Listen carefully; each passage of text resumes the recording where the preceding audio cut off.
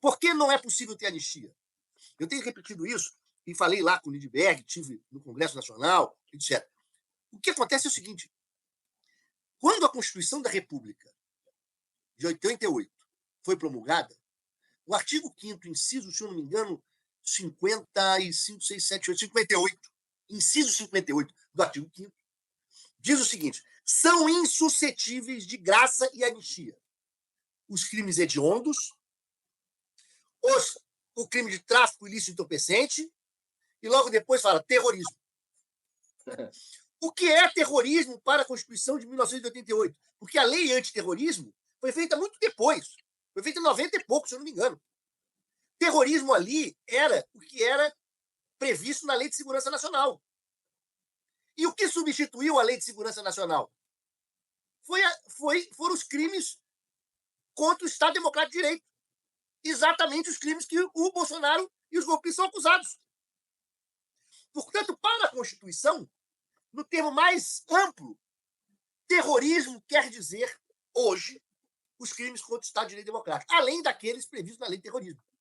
Portanto, é inconstitucional a anistia ou graça para aqueles acusados em crimes contra o Estado de Direito Democrático. O Supremo Tribunal Federal vai derrubar isso em qualquer tentativa. Muito bem. A Tereza está preocupada, viu? Porque a Tereza estava falando hoje lá no Congresso, a coisa está brava, né, Tereza?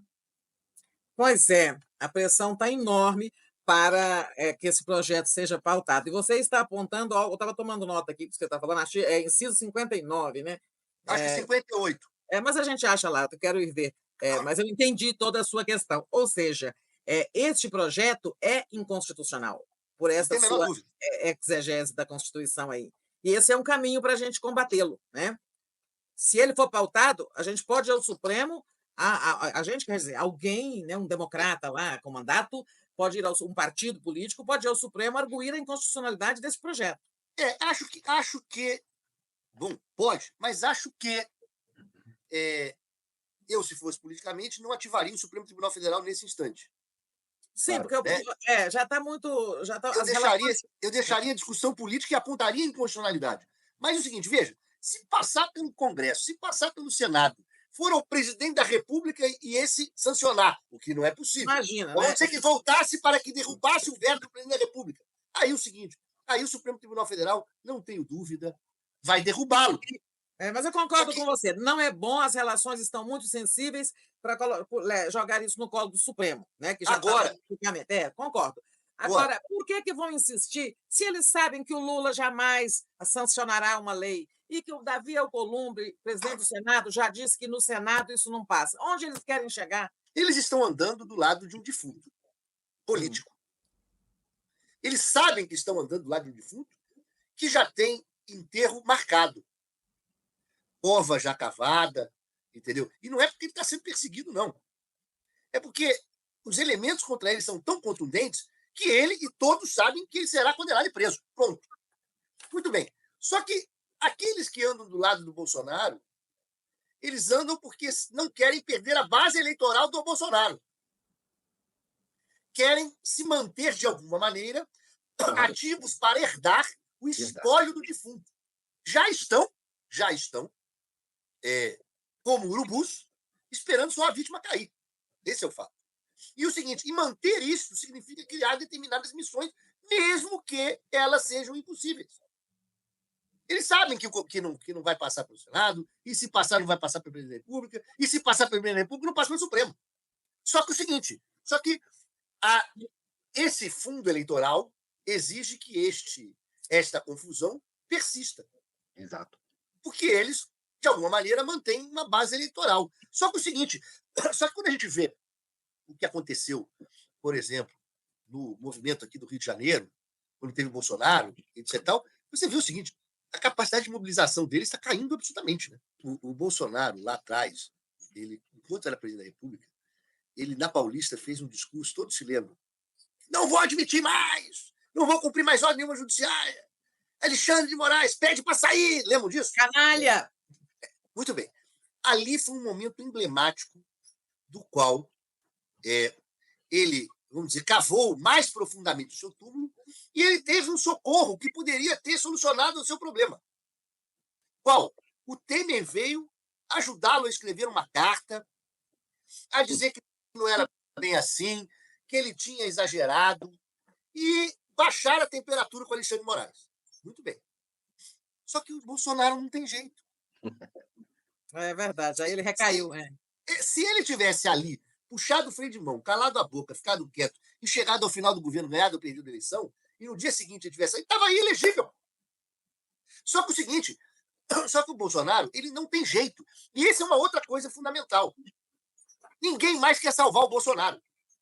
Preste atenção nisso. Os seus companheiros só estão seguindo umbreado com ele para o enterro. Mas ninguém mais quer salvá-lo. Porque é o seguinte, porque ele não tem jeito. Porque mesmo com as oportunidades, ele tem... É aquela piada. Eu não sei se vocês lembram, ou se querem que eu conte, muito rapidamente, do escorpião que pediu carona pro crocodilo. Né, Tereza? Você lembrou lá. Aí é o seguinte, o crocodilo fala assim, pô, mas se eu te der carona nesse rio, você vai me picar e nós vamos morrer. Aí o escorpião fala, mas se eu te picar e você afundar para morrer no meio do rio, eu vou morrer afogado, porque eu não sei nadar. Convencido, no meio da travessia, ele morde o crocodilo. Bom, ele pergunta, mas por que você me mordeu se nós vamos morrer? Porque essa é a minha natureza. Claro. Muito bem. O Bolsonaro é isto. O Bolsonaro, ele não sabe, nem sabendo que ele vai ser condenado, tentar baixar a sua pressão para dizer, olha, perdão, eu errei, mas eu peço perdão. Não vai pedir perdão nenhum. Ele só vai ativar, ele ativou ainda mais a sua capacidade de fazer besteira e falar besteira. O seu advogado está passando por uma situação terrível. Se fosse isso aqui uma ditadura, primeiro, os outros filhos também teriam seguido, né?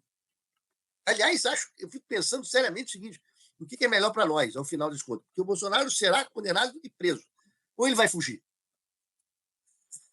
Porque ele não vai ter a coragem do Lula. Hein? Outro dia, ele entrou na embaixada da Hungria, querendo se esconder, entendeu? Ele não tem esse... Minha opinião, ele vai tentar fugir. Certo? Agora, é uma jogada realmente, porque ele vai tentar criar esse discurso. E é o seguinte, e lá você tem Elon Musk, você tem... A capacidade dele de fazer estrago na rede social é enorme. Também tem que ver o seguinte, né?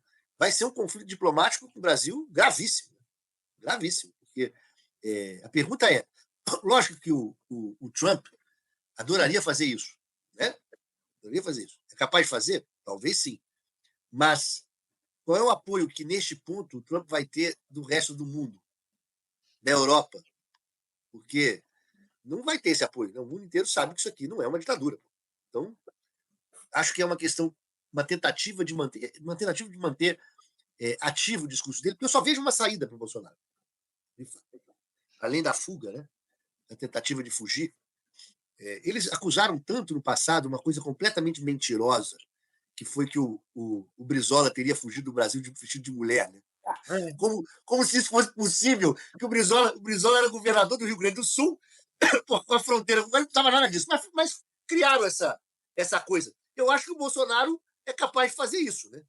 Até. Fugir vestido de mulher, com joias lindas e maravilhosas. Ei, uma coisa assim. Gostei muito disso. Como com 7 Aquele velas. colares brilhantes, né? Colares brilhantes, vai ser uma coisa maravilhosa.